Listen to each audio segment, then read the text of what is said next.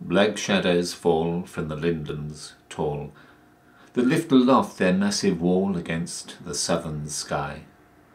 And from the realms of the shadowy elms a tide-like darkness overwhelms the fields that round us lie.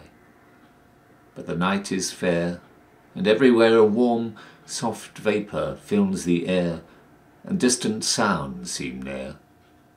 And above, in the light of the star-lit night, swift birds of passage wing their flight through dewy atmosphere.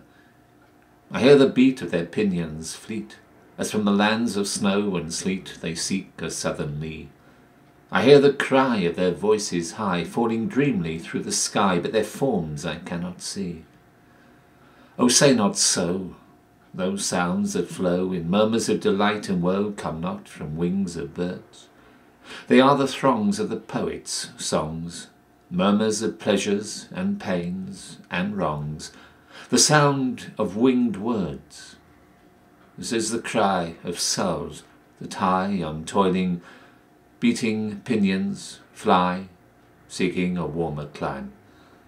From their distant flight through realms of light it falls into our world of night with the murmuring sound of rhyme.